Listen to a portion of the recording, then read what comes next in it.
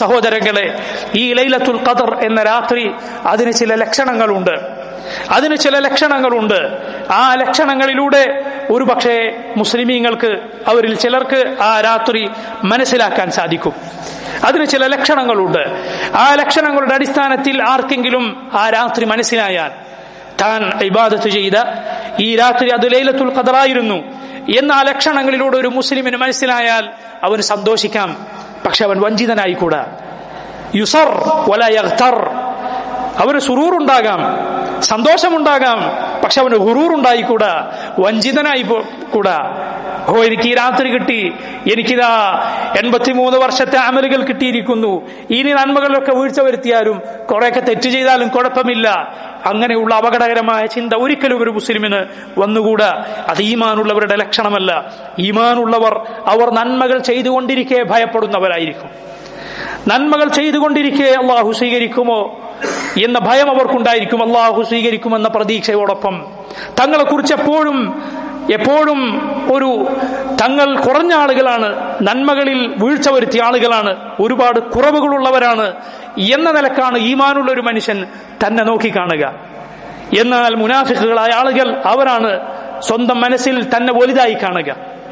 എന്നാൽ അതോടൊപ്പം അവൻ തിന്മകൾ പ്രവർത്തിക്കുകയും ചെയ്യും. തെറ്റുകൾ ചെയ്ത് സ്വന്തത്തെ വലുതായി കാണുക. എന്നാൽ നല്ല ആളുകൾ, ഈമാനുള്ള ആളുകൾ, അവർ നന്മകൾ ചെയ്യുന്നതോടൊപ്പം തന്നെ നിസാരനായിട്ടാണ് അവർ കാണുക, നിസാരരായിട്ടാണ് തങ്ങളെ അവർ കാണുക. അങ്ങനെ ആയിരിക്കണം സഹോദരങ്ങളെ. ലൈലത്തുൽ ഖദറിന് മുസ്ലിമിന് അത് മനസ്സിലാക്കാവുന്ന ലക്ഷണങ്ങളുണ്ട് എന്നതിന് നമ്മൾ നേരത്തെ സൂചിപ്പിച്ച ആയിഷ റളിയല്ലാഹു അൻഹയുടെ ഹദീസ് തന്നെ തെളിവാണ്. കാരണം അതിൽ ആയിഷ റളിയല്ലാഹു അൻഹ ചോദിക്കുന്നത് കാണാം, അല്ലാഹുവിന്റെ റസൂലേ, ഇൻ അലിംതു, ലൈലത്തുൽ ഖദർ ഏതാണെന്ന് ഞാൻ അറിഞ്ഞാൽ ഞാൻ എന്താണ് ചൊല്ലേണ്ടത്? നബി സല്ലല്ലാഹു അലൈഹി വസല്ലം അവരോട് പറഞ്ഞില്ല, നീ എങ്ങനെയാണ് അറിയുക, അതാർക്കും അറിയാൻ കഴിയില്ല എന്ന് നബി സല്ലല്ലാഹു അലൈഹി വസല്ലം അവരോട് പറഞ്ഞിട്ടില്ല. അതുകൊണ്ട് ഒരു മുസ്ലിം ചില ലക്ഷണങ്ങളിലൂടെ അത് അവന് ഒരുപക്ഷെ അറിയാൻ സാധിച്ചേക്കും. എന്നാൽ സഹോദരങ്ങൾ, അത് അറിഞ്ഞില്ല എന്നതുകൊണ്ട് യാതൊരു കുഴപ്പവുമില്ല. ഒരാൾ അവസാനത്തെ 10 മുഴുവൻ, അതിലെ രാത്രികൾ മുഴുവൻ അള്ളാഹുവിനെ ഇബാദത്ത് ചെയ്ത് കഴിച്ചുകൂട്ടി, ഒരു ലക്ഷണവും അയാൾക്ക് മനസ്സിലായില്ല, അയാൾക്ക് അതുകൊണ്ട് യാതൊരു കുഴപ്പവുമില്ല. അത് പൂർണ്ണമായി ആ 10 ദിവസം, ആ 10 രാത്രികൾ അള്ളാഹുവിനെ ഇബാദത്ത് ചെയ്ത് കഴിച്ചുകൂട്ടിയവന് ലൈലത്തുൽ ഖദർ കിട്ടിയിരിക്കുന്നു, അതവന് കിട്ടിയിരിക്കുന്നു ഇൻഷാ അല്ലാഹ്. അതുകൊണ്ട് അതറിയാതെ പോയാൽ യാതൊരു കുഴപ്പവുമില്ല. എന്നാൽ അതറിയാൻ ചില ലക്ഷണങ്ങളുമുണ്ട്. അതിൽ ചില ലക്ഷണങ്ങൾ അതൊരു മുസ്ലിമിന്റെ മനസ്സിൽ തന്നെ ഉള്ള ലക്ഷണങ്ങളാണ്. അവന്റെ ഉള്ളിൽ തന്നെ അവനതറിയാൻ സാധിക്കും. ആ രാത്രിയിൽ പ്രത്യേകമായി ഒരു ഹൃദയ വിശാലത, മനസ്സിനൊരു സമാധാനം, ഒരു പ്രത്യേകമായ ഒരു ഉന്മേഷം ഒരു മുഅ്മിനന് അനുഭവപ്പെടും. എന്നാൽ അത് സഹോദരങ്ങൾ, ഒരുവന്റെ ഈമാനിനനുസരിച്ച്, അവന്റെ അള്ളാഹുവിനോടുള്ള അവന്റെ പ്രതിഫലത്തോടുള്ള ഇഹ്തിസാബനുസരിച്ച്, പ്രതിഫലേച്ഛക്കനുസരിച്ച്, അവന്റെ നന്മകൾക്കനുസരിച്ചാണ് അവനത് തിരിച്ചറിയാൻ സാധിക്കുക. എല്ലാവർക്കും ഒരുപോലെ അത് ഹൃദയത്തിൽ ലഭിക്കണമെന്നില്ല. ഹൃദയത്തിൽ ഒരു വിശാലത, ആകുലതകളില്ലാത്ത, ദുഃഖങ്ങളൊന്നും പ്രയാസങ്ങളൊന്നും മനസ്സിൽ തോന്നാത്ത ഒരവസ്ഥ ലൈലത്തുൽ ഖദറിന് മുഅ്മിനിനുണ്ടാകുമെന്നാണ്. അതുപോലെ തന്നെ നോക്കിയാൽ പുറത്ത് അനുഭവിക്കാവുന്ന മറ്റു ചില ലക്ഷണങ്ങളുമുണ്ട്.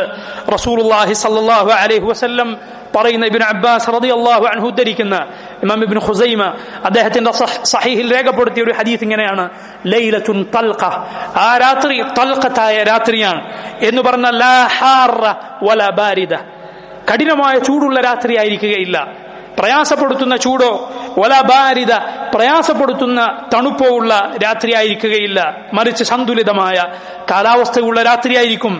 മാത്രമല്ല തുസ്ബിഹു ശംസു യൗമഹാ, ആ രാത്രിക്ക് ശേഷമുള്ള ദിവസം സൂര്യൻ ഉദിക്കുക ഹംറാഅ ദഈഫ, ദുർബലമായ ചുവപ്പ് നിറത്തിലാണ് ആ രാത്രിക്ക് ശേഷമുള്ള സൂര്യൻ ഉദിക്കുക.